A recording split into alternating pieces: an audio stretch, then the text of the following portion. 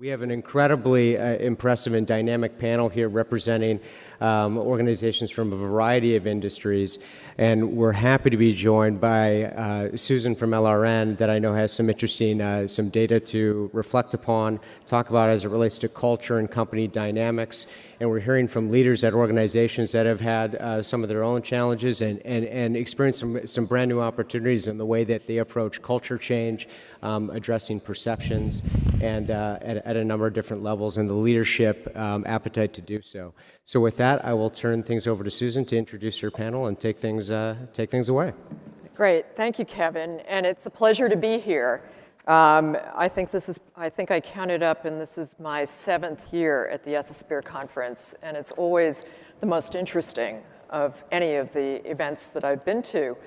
And today, it's especially timely as having sat through the Edelman Trust Barometer discussion last night and the CEO panel this morning, and then the other panels as well, clearly welcome to the new normal. The expectations for companies have really gone way up, and the pressure on leadership has gone way up. And the expectations for ethics and compliance professionals have also risen. So it's an interesting time, and it's an exciting time, but it's also challenging. So I was going to rename our panel today in light of all of that data that we've seen and heard, and I was going to call it Tactical and Practical. So we heard about trust and values and mission. I'm going to give a shameless promo because our annual program effectiveness report, which I wrote, has just gone live today on our website. And it shows some really interesting things that fit with tactical and practical. And that's what we hope that you walk out of here with, is some tactical and practical insights. And I summarized 4 of the key differentiators between low-impact programs and high-impact programs. And not surprisingly, high-impact programs go beyond regulatory requirements. They're not about, hey, just meet the minimum and make sure that you're on this side of the line and it's okay if you're gray. They're really about doing the right thing. They're embedded and accessible throughout the organization's operations to directly influence business decisions. And some of the other panelists just now were talking about operationalizing compliance. And in fact, that's the theme of this year's report. And that makes it much more effective. They take concrete steps, like holding senior leaders accountable. And one of the CEOs this morning from Manpower specifically said, we terminated someone who was a high performer. That's an interesting differentiator that we found in our research, if you're willing to do that. And we also saw a huge leap this year in the number of high-performing companies using performance reviews and bonus to reward or penalize ethical behavior. So that's really bringing it home to people. And then Gloria is a board member as well as a former GC, so she'll be in a position to talk a little bit about the board of directors. So with that, let me give you one slide from our report in the hope that you'll all rush madly out and download it. But we ran stats on some of the factors that really impact culture. And one of the ones that has a very dramatic impact on culture is if high performers who violate your code of conduct are actually tolerated or not. And high-performing programs substantially outperform those that have less impact. So with that, let's turn to the panel. And I'll introduce everybody in a minute, but what I've put up is I asked everyone to come up with the top 5 ways to actually change your culture, or to influence it, or to move it in the direction of ethical behavior. And interestingly, everybody was pretty much in agreement. So I summarized those, and you'll hear these throughout the presentations today. So I'm going to start with Joe. Joe Sewage has had 15 years at General Electric, and he is now the CECO of GE Power, which has 90,000 employees in 140 countries.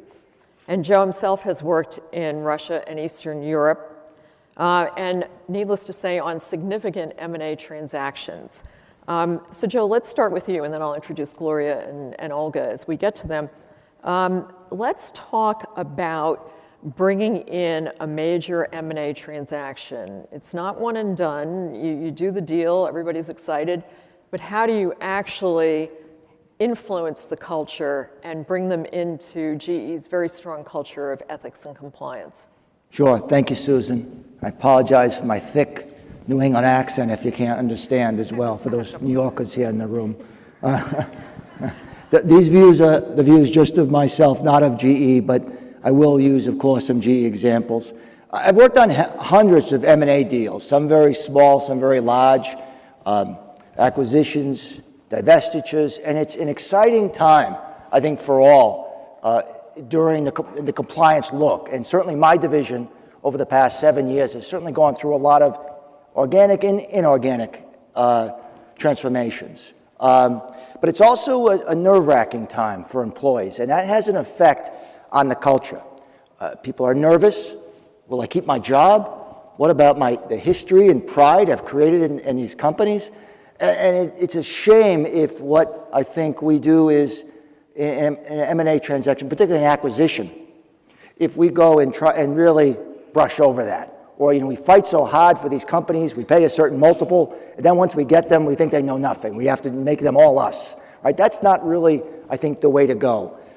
Certainly things have to change in M&A, and if you're on the same ERP or the same supply chain, and the two supply chains don't talk to each other 10 years from now, you probably have a problem. But on the culture, this is a very interesting piece. People are bringing together, when you acquire a company, a lot of pride, a lot of history, and that's part of what you bought when you purchase a company. And you don't want to quash that. At the same time, compliance-wise, I think, you have to set, and someone said it earlier, and for a group like this is pretty somewhat self-explanatory, I think, but you have to set certain expectations.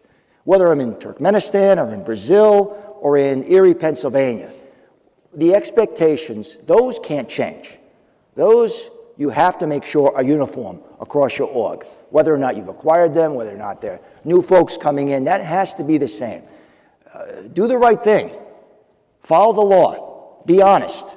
Don't cheat customers. Look after the environment. Speak up if something seems wrong. These fundamental values have to be consistent across. Now, I think you have to anticipate as well some concern or potentially even distrust. We've acquired in the past a large French energy company. It was large, 40,000 people. My division was already 50, makes the division 90,000.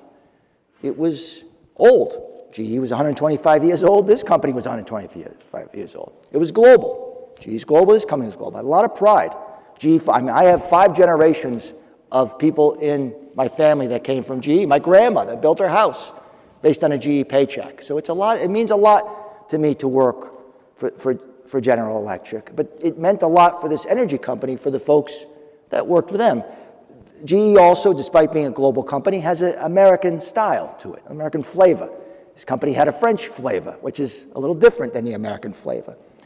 But at the same time, you really want to make sure your ethical values, your compliance values are consistent. That you cannot have differences in. That you can't give away. That has to be the same. So how do you do that? Well, this is a playbook now. We ran with this large company I'm talking about, but also since then. And it's a solid playbook. And some of the folks in the room are nodding their heads because they were with me running this playbook. It was a corporate playbook, a divisional playbook. A lot of folks were involved.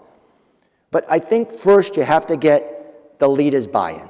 It's so important, right? So the acquired leaders we first met, sat with, got into a room, said, listen, folks, this is how it is from now on. This is what there will not be a second chance on. Doing the right thing, speaking up. Everyone gets it wrong. We look at these things in good faith, but you got to do it right. And you have to have the leaders buy-in. You have their leaders buy-in. And then, once you have that, and we've done this with thousands of people in acquired companies. Once you have that, I think then you meet with their employees. with the new employee, with the GE employee, also the legacy person they're used to, the face they're used to. So she or he is there as well, pitching this with you. So you have buy-in from people they know, buy-in from people they respect, buy-in from people that understand them or have that same pride. And this has seemed to work fairly well. Again, I am not suggesting at GE the culture is homogenous across 140 countries or with all these people. It's not. There's cracks in any company. There's cracks in any division. But I think this, for M&A, and we've gone through significant, both organic and inorganic, and transfers and reorgs, this has been a consistent message. You keep your pride, keep the history. Let's be proud of what we bought you for. But on compliance, these factors cannot change, and it has to be the same everywhere.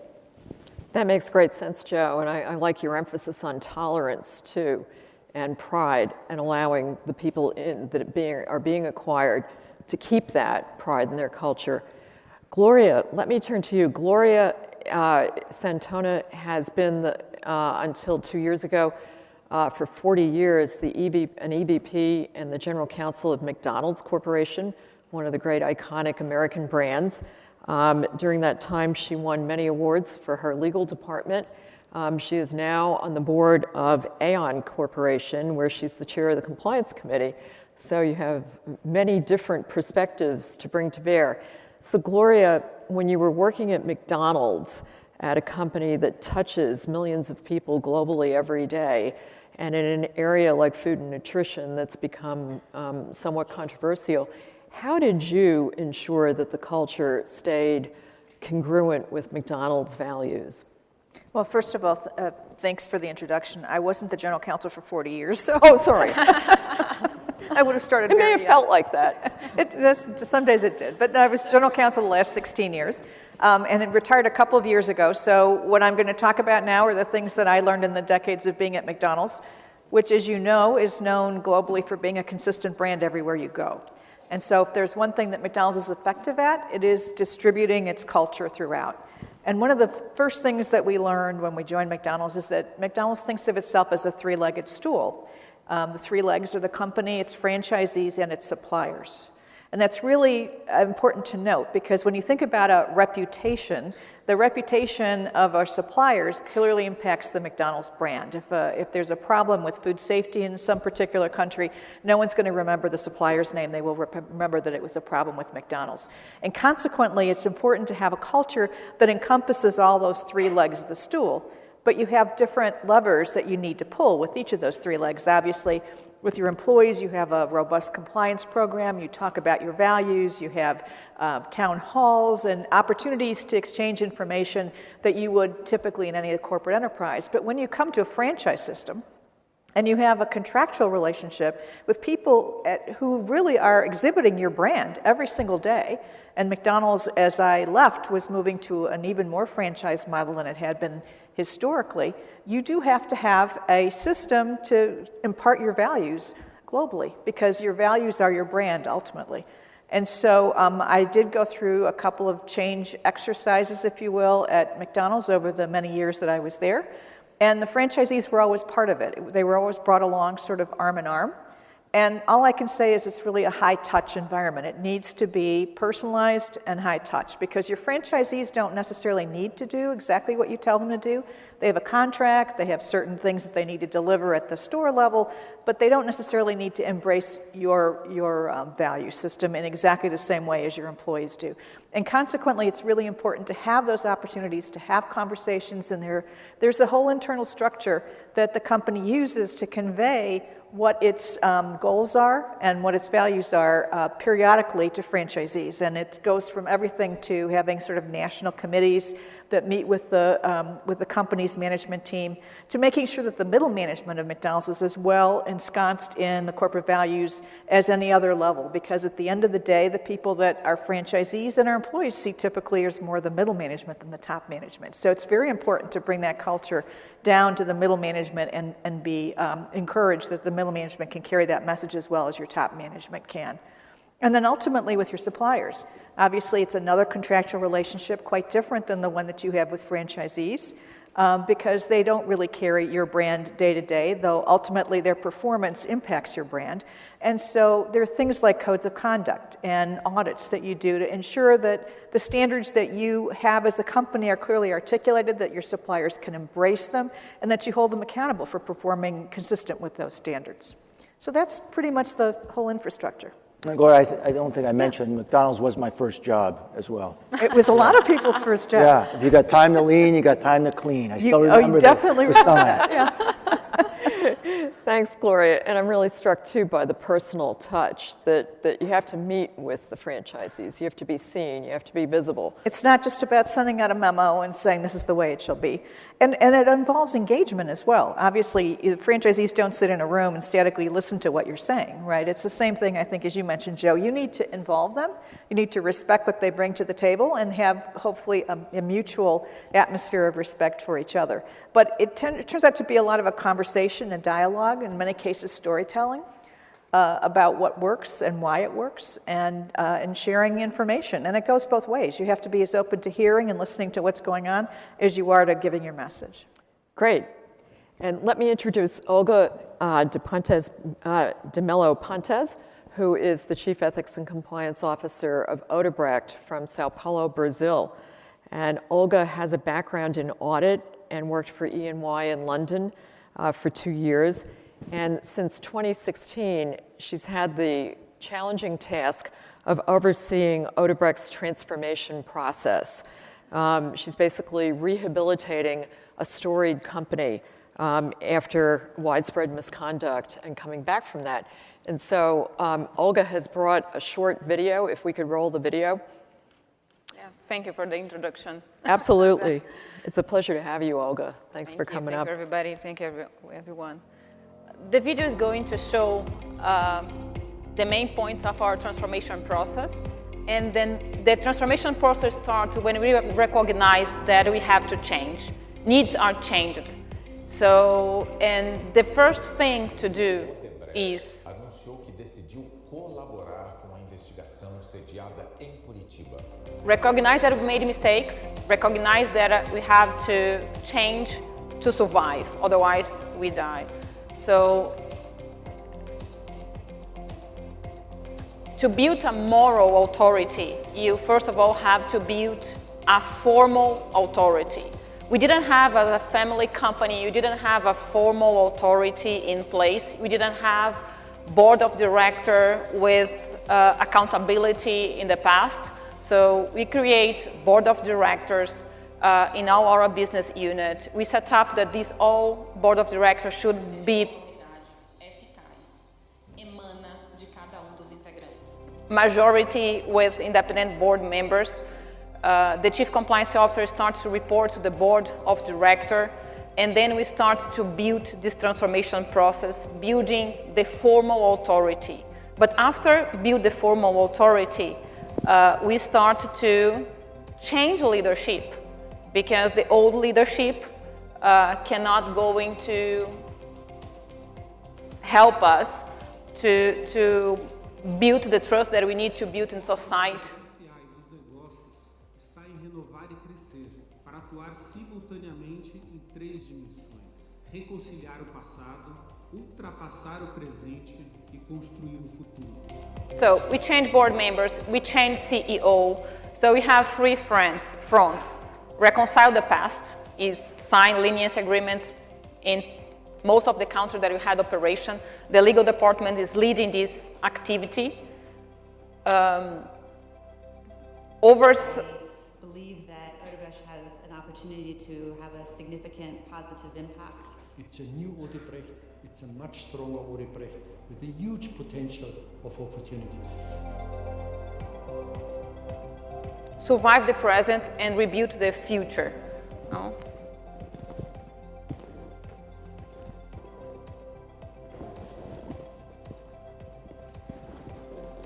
So since then, we are create all the environment, the control environment, to make sure and to do all the prevent controls to guarantee that our transformation process is going to be sustainable. Is the only way to survive. We have decided to change the governance That is a truth. This is a fact.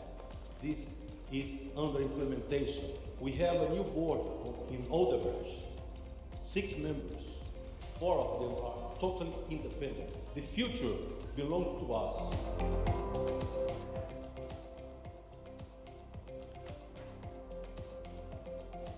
So today we had signed already leniency agreement with most of the countries that we made wrongdoings.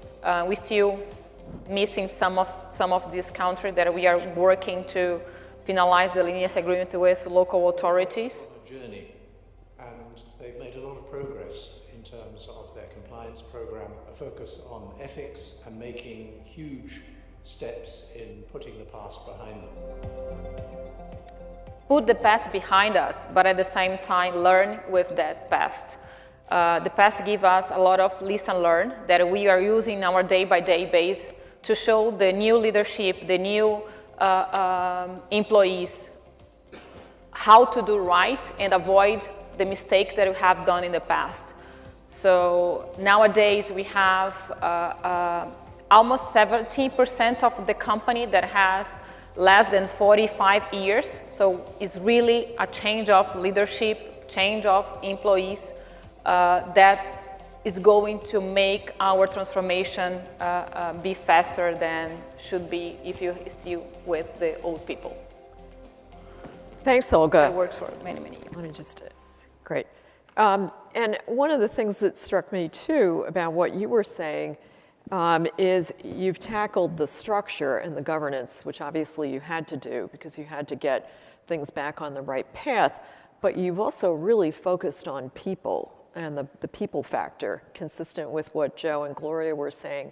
Do you want to say one more word about that before we go on? Yes, you truly believe that the change is not only comes from only tone of the top. The change should combine alignment with individual behavior to collective behavior. So if you do not make the change and involve all employees in the planning and in the implementation, we are not going to achieve our goals. So we truly believe that you have to have the formal authority, and the moral authority you are going to achieve only with the behavior is consistent from the top to the bottom of the company. It does not matter where you are, in each country you are, which operation, which area, department you are. Yeah, it's so interesting that we're talking about moral authority. I don't think we would have been 10 years ago at this conference or anywhere, but with all the changes that have occurred, it's necessary. So let's keep being tactical and practical. Let's talk about some of the less obvious ways to get lines of sight into the culture. There's the lagging indicators, surveys, hotline, training stats, things like that. But that doesn't necessarily allow a compliance or a legal executive to have an early warning system. And Gloria, you're now in a particular position because you're a board member, but let's start with Joe if we can. And Joe, what do you use to really take the pulse, if you will, of the culture and figure out what's going on? Yeah, it's a good question. I mean, I think there's a lot of ways of kind of getting the flavor of your compliance culture. Like you said, a survey is not a bad idea. A survey you can do very quickly, very cheaply, anonymous, to a region, to a division, to the whole company. Ask some very basic questions, and it can give you a sense of, as a leading indicator, hopefully, not lagging, of what may be problematic. And oftentimes when you see low survey results, you may have a miss coming. But I think the best litmus test, if you will, on the sense of your compliance culture really is your compliance reporting system. And this is pretty inherent of how we think at GE, but it's certainly not unique to General Electric by any means. There's concerns raised. Every major company has a hotline now, but I'm talking more than just a hotline. I'm talking about concerns raised to the managers, concerns raised to HR, concerns raised through the hotline. You may have, as we do, 200, 300 ombuds folks, which are around the globe in native language, which you can approach. They're very approachable. They speak the native language you can raise a concern to. Intake folks. But whatever your method is, I think this is a good litmus test or a sense of the strength of your compliance culture. I mean, I look at compliance for very practical business reasons. It's there to do the right thing, to win. It's there to do the right thing, to drive the business priorities. It's there to help compete in the marketplace. I mean, I don't see a disconnection between doing the right thing and winning. And I think what concerns you have coming in gives you a flavor of what you're seeing. And we all know the statistics, we've heard them before. About a third of people in most companies see noncompliance, about a third. Of that third, about half report it. That means half are leaving unaddressed risk on the table, money out on the table, a better way of going to the customer on the table, sloppiness on the table, slow speed on the table. And why don't they report? Well, they don't report mostly because they're concerned about retaliation, they don't think anything will happen, or they don't trust the system. I mean, what I've seen is for every 1,000 employees you have, and I'm not talking about your blue-collar or hourly workers. For them, it's usually employment, fair employment, harassment, quality, and EHS. But I'm talking about for your salaried workers, the standard I usually see is about 13 concerns raised for every 1,000 people. It's a good standard to use. Now, I've seen much higher after a near miss or a DPA where the standard went to, it went to 20, 25, where people are just too afraid to do anything business-wise, and they want to check first. And I don't think that's healthy either. But also, I've seen that at 5 or 3 with companies where that's just too low. So I think 13 is a pretty good standard to use. And I think it's a good standard to see what you have coming in and what not, and what you may have left unaddressed on the table. Now, if I have this, and I think I may have a gap, Susan, may I just go on just quickly? Yeah. Yep, please. Yeah. What can you do? Well, oftentimes it happens at the middle. Not always, but oftentimes it happens at the middle, tone at the middle. And I've read article after article after article on tone at the middle. But every time I finish that article, I'm waiting for that pop or bang, and I don't really get it. The thing I've seen to drive that tone at the middle that's worked the best, and other companies do this as well, is a bottoms-up review. It's interesting when you look at a risk assessment of what Olga, Gloria, and I will think for a company. We think X, Y, and Z. But the employees sometimes think different. They're seeing risk that you're not seeing. And to drag that up bottoms up and also make the middle-level manager, the face of compliance, have to learn compliance, have to be your liaison for compliance. That's really a tough thing to do. I saw it in the service where in SOCOM, in the Special Operations Command, you'd have a SF, a Special Forces team of only 12 folks. Only 12.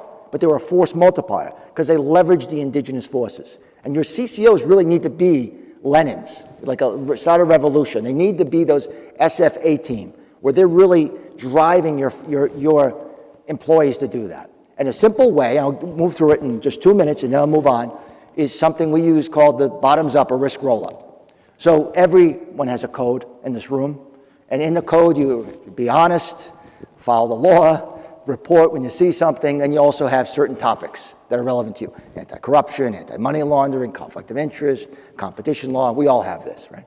So what we do is we take and do a page in multiple translations. We do a page on conflict of interest, what it is.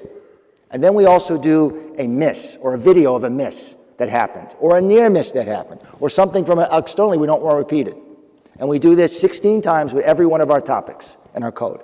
And then we go to the manager, the lower level manager, and say, okay, you pick 3 topics that are relevant to your team. I don't know what they are, you do. And then they meet with their team. And they do this, and they go through an hour and a half, 2-hour review on those issues. They have to teach it. Yes, we give them a briefing ahead of time on how to do it, but they have to teach to their people. And then questions they can't answer that come to them, go in the tool, and they're answered by subject matter experts. And then they meet with their boss, and they talk about what they've found, or what was happening with their employees. And then that employee will meet with their boss. And it goes on and on and on till all these employee concerns and manager issues are raised up to the very top, where the CEO then has a briefing. And that's where we move, where my boss is in the audience now, where we do and say, this is what we need for training this year, and so on. But this is a way you can really drive the tone at the middle, I think. There's more to it, but I'll talk, if you need me, just catch me later. Well, and also, I think you're really giving an excellent example of operationalizing compliance because you're getting right down into the grassroots, and you said employees see risks that their managers might not see, or that the C-suite might not see, or the legal team, for that matter. And so you're coming up with a way to capture that, and also it teaches people at the same time to think about risk. Gloria, as a board member and also someone that ran a major component of McDonald's compliance, give us your perspectives on that. How do you get effective lines of sight, and then what do you do about them once you've got them? Well, you know, I have that contrast of having been general counsel at McDonald's, the compliance officer reported to me, and going into the boardroom, which is a completely different role, as you all know. In the boardroom, you're not managing, you're providing oversight. So I was used to having a lot of rich information from the compliance programs at McDonald's and seeing all the data, the surveys, everything that companies typically do, engagement surveys, pulse surveys to see how people are reacting to a particular initiative, and all the ethics complaints and what the action was. At Aon, I typically get similar sorts of reports, but it's a little different because I don't really have the hands-on ability to talk to staff at each and every level. It's not practical. You have half a dozen meetings a year. You see the top of the house, but you don't always have an opportunity to see the middle of the house. And so I think what's critically important, though, as a board member, is to make sure that you are getting information from several different sources, that you're not just relying on one source of information to tell you that everything is going well, but that you're able to sort of triangulate. So I'm chairman of the compliance committee, and culture sort of sits in my committee, and so we have the opportunity to meet with the head of HR through my committee at least once a year. We talk about what's going on, what are the trends, what are they seeing. We meet with the compliance officer certainly at every meeting, and if there's any need for anything in between meetings, we have a very direct conversation about it between meetings. But at each of those meetings, we get reports on, where the complaints are, and we take a look at those. In addition to that, all of the compliance committee members are members of the audit committee. I thought it was really important to have that kind of intersection, because then we see all the internal audit reports, and we see areas where there might be fraud occurring in the company, financial fraud. And so we're able to kind of intersect that with what we see in the compliance committee reports. And then beyond that, you have the compensation committee that is looking at risk and compensation. That's part of their job. That's what they report on in their proxy statement as well. And so some of my compliance committee members are on the compensation committee. And then, to be honest, in the boardroom, at least once a year, we do succession planning. And at least once a year, we talk broadly about what is going on in the company and what's going on with the leadership of the company. And even beyond that, we typically talk about culture. And so we have a number of different intersecting points where we can get a feel for what's going on. In addition, fortunately, the management is very open to having directors meet with employees. And so while we don't do that typically at every meeting, there are meetings where we go into a particular market and we're able to meet with the employees in that market pretty freely. And it's a great opportunity to get a sense of sort of where the head of the organization is. And you need to do that. Some of our committee members actually speak at some of the events. Some of our committee members have attended the internal training that's done for employees on culture. There's an initiative that's going on right now that's a couple of day training session, and we've had committee members attend the 2-day training session with employees to find out what is it all about, and to be able to interact with them and find out exactly how it's working. So I think the importance, as I said, is getting a lot of different information flow from a lot of different sources and not relying on any one in particular. Well, that's another good example of operationalizing. The board isn't just sitting waiting for its briefing book to arrive. People are actually out participating and seeing. Yeah. And we did a study this last year where we asked CEOs and general counsels how their boards were doing in terms of oversight. And there was a great hunger for more interaction, for more executive sessions, for more board engagement with the program and with the employees. So it sounds like that's what you're doing. And that kind of activist role would really support the culture. Olga, let me turn to you. I know that part of your program, as we just talked about, is really building moral leadership and really being attentive to what's going on in the company and building the structures to really capture that. Can you tell us what you're doing to really ensure that the culture, that you know what's going on?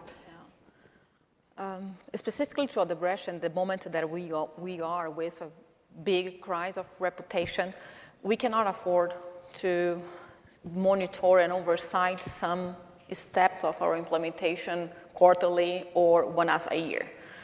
We had to implement, and we did, the board of directors of the Odebrech SA, the holding company, have the necessity to look very close and with frequency how this transformation is happening in our business unit. And we have huge business unit, petrochemical arm, transportation arm, engineering, construction arm. You're a huge different business, and you have to make sure from the holding company that the transformation setup through the holding company is being alive and being practical in our business unit. Does not matter the country that we are. So we set up a bunch of indicators that nowadays all the board members have these indicators online, that every single business unit should fill in the blanks this indicator every month, and the board members see how the implementation is. We don't want to have one business unit in a pole position and another business unit in the second position and third position. The desire of the board members is to have all the business units in the pole position. Is a very healthy competition, if I can say that. So we set up indicators. There is a live indicator. It's under improvement all the time. And based on these indicators, sometimes the board of directors and the compliance committee decide what subject's going to be in the next meeting. So when they see, for example, to give you a practical example, they are very interested to know how the company and the leadership of the company is accepting, for example, issue that comes up from internal audit. They would like to know if the leadership is recognized that they have opportunity for improvement, and they are really engaged to make the change that is necessary and do not avoid them. Understand? So we have an indicator that have how many internal audit issue comes up and how many was implemented on time, was not implemented on time. So the board members are very interested to know how the leadership is treat the findings that comes from internal audit, hotline, and all these. And it have more or less 27 indicators in place nowadays that we can explode these indicators in many other sun indicators that is driving the way that the board of directors is seeing the business and demand information from the business and more details about the implementation. And this is one way that the new board members are oversight. And most of them are independent, so they bring with several different experience from outside, and is helping us a lot in this transformation process. That's a very dramatic example of lines of sight into the organizations and real-time information and then responsiveness by the board. And I'm sure that that makes it obvious to the managers that the board is on top of it and isn't going to tolerate deviance. And the accountability of the actual board transcend their position inside the board. We have now the actual board members are involved sometimes in going to the Compliance Integrity Committee. For example, next week I have the Compliance Integrity Committee that every month, we have all the CCO for the Odebrech company together.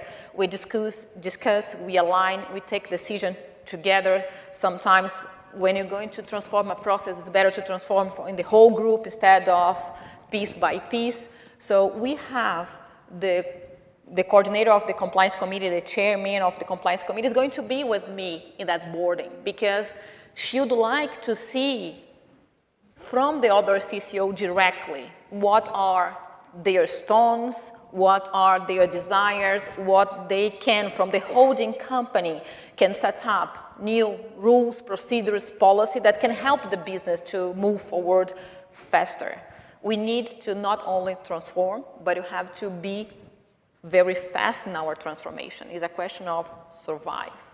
To rebuild the credibility is not easy. Take times.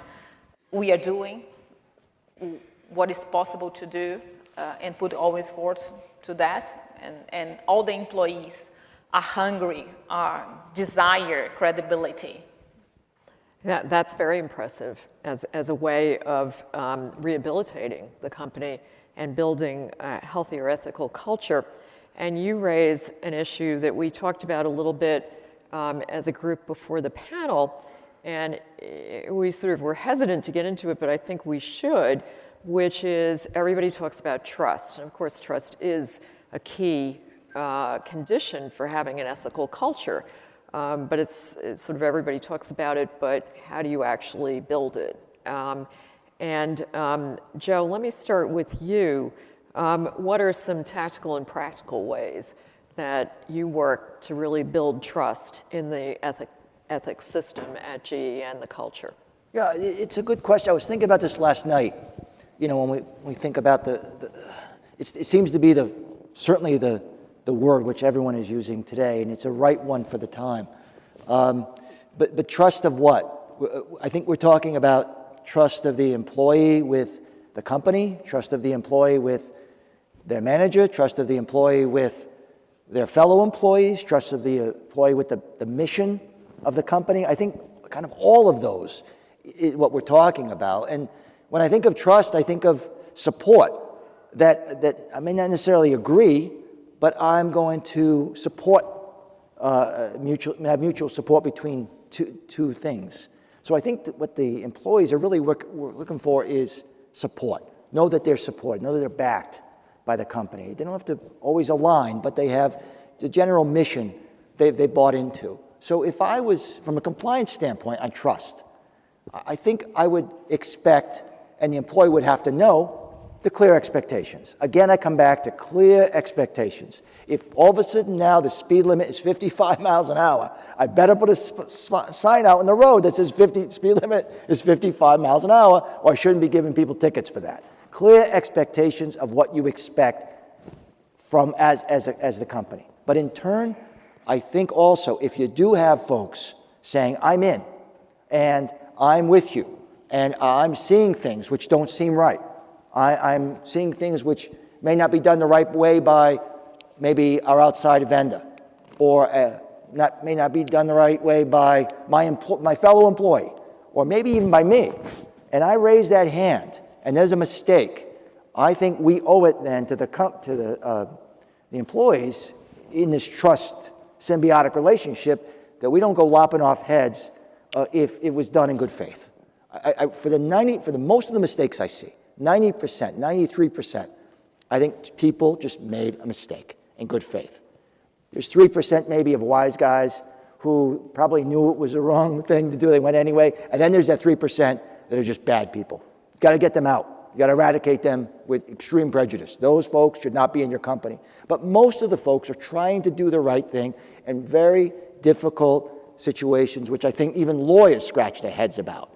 And if you have people raising their hand and saying, I think something's wrong, and then they're part of that, I think you should definitely take that into how you discipline, if at all, or use it as a learning situation, and maybe socialize it as an issue which needs to be discussed, but there's no discipline whatsoever. So I think, for me, trust and compliance really comes back to, support between both the company and the employee. I think it's this really symbiotic relationship you have to create. Yeah, and I'm very impressed with the empathy that you're showing there, too, that people can make mistakes. What I've seen at GE over the past couple of years, you have to be empathetic. It's been up and down a little bit, and it's empathy is a very important part, I think, as a compliance person.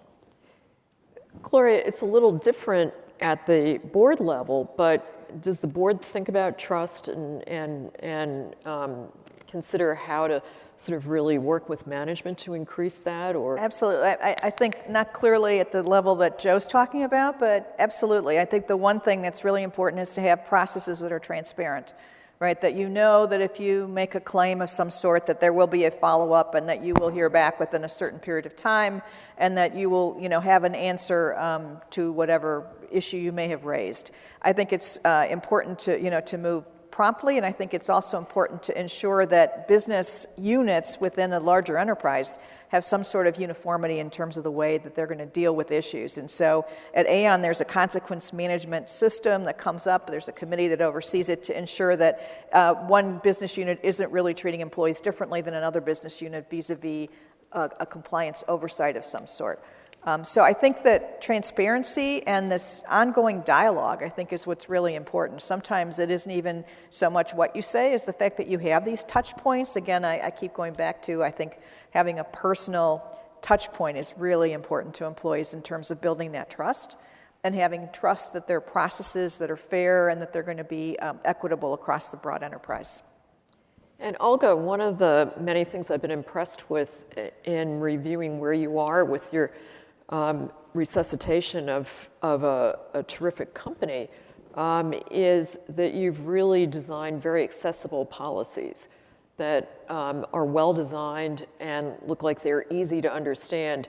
And getting back to what Joe was saying about setting clear behavioral expectations, tell us a little bit more about that and how the employees have reacted to that, because it would seem to me that that would help increase trust.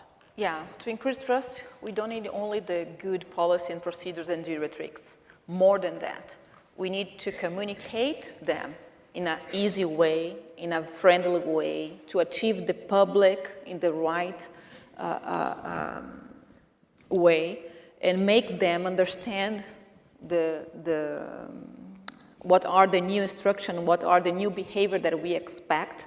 So to that, we have to cover with training, e-learning training, face-to-face training, all kinds of ways that we can make sure and guarantee that the knowledge was transferred and the employee is aware about what we expect from them.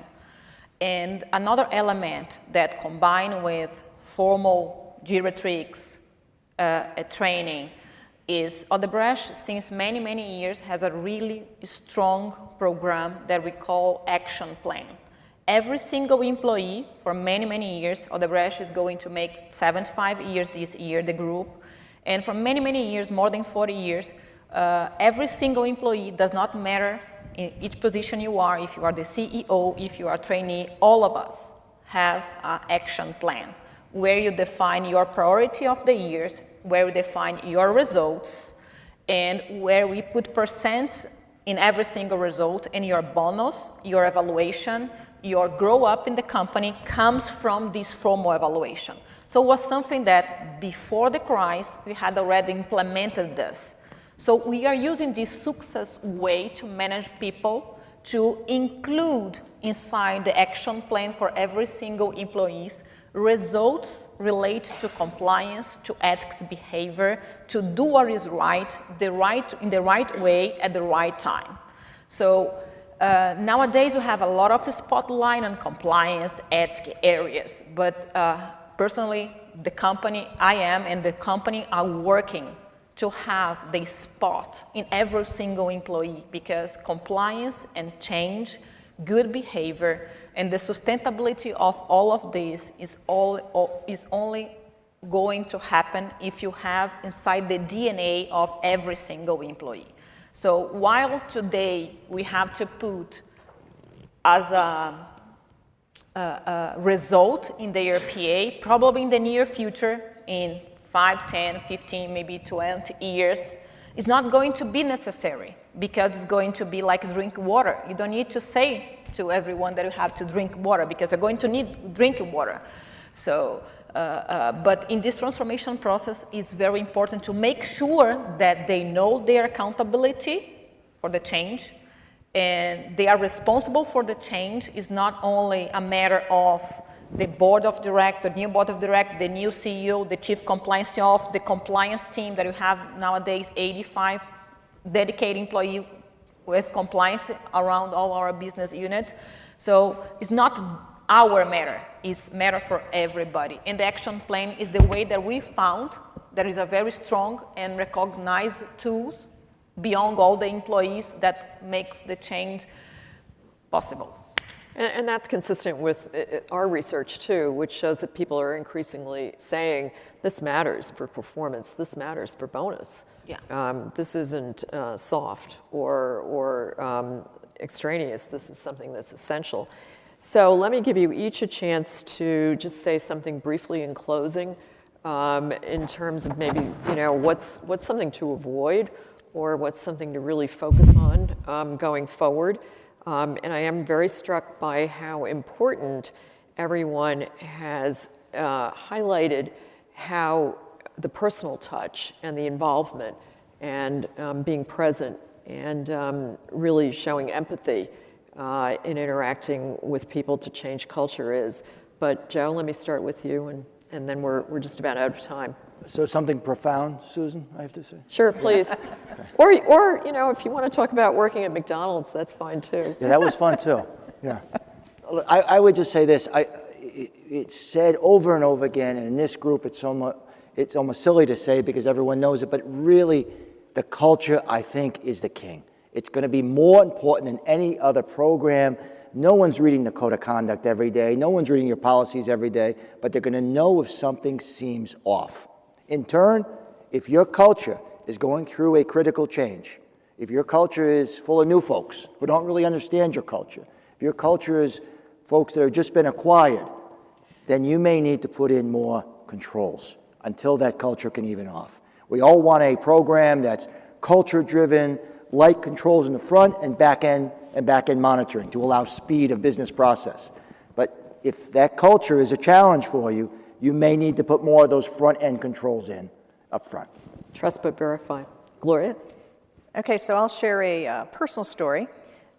When I was general counsel at McDonald's and we were going through some cutbacks and everyone in the legal department, as in all other departments, was concerned about whether they would have a job tomorrow or the next day. One thing that I learned, we did some surveys internally to find out. People were nervous, they were waiting for something to happen, didn't know when it was going to happen, and they just said, we just want to see you more. And I thought I was always a very accessible leader. I was there, I was around, and I would tell them something when I had something to tell them, but I didn't have anything to say. And yet I started setting up monthly staff meetings while this effort was going on, and I would stand up and I'd just say, well, things are progressing and I don't have anything to say. And yet, believe it or not, people felt comforted by the fact that they saw my face and that they knew that they trusted that if there was something coming that I was able to share with them, I would share it with them. And just the fact that there was this periodic touch, and I've talked about touch a lot, I think the personal touch, being there, being willing to answer questions, even when you don't know the answer, but you can say, I don't know, or I can't share it with you right now. But just being there makes a huge difference with your employees. So that's my personal anecdote about dealing with change. Great, that's a great anecdote. Olga, last In our words? day-by-day business, we make sure that every single day, all the employees are aware that misconduct, whatever is by action, by omission, do not respect laws, harmful society, and damage very serious the individual reputation and the company reputation. So you don't need to get examples from books that tell us about big history. We have our own history with colleagues that was supposed to have lunch and we keep in touch in the lift, in the escalator, wherever. So we get this very close example to show how is the real life. And this is helping us a lot to make the new generation, the ones who are leading the company nowadays, to move forward. But we know at the same time that time goes on, and we have to make sure that in 30 years, the generation keep being proven. So the transformation will never have the end. We never find the end. The transformation that continue process forever. Great. Well, thank you so much. What an interesting panel. I could keep going, but we're out of time. Thank you.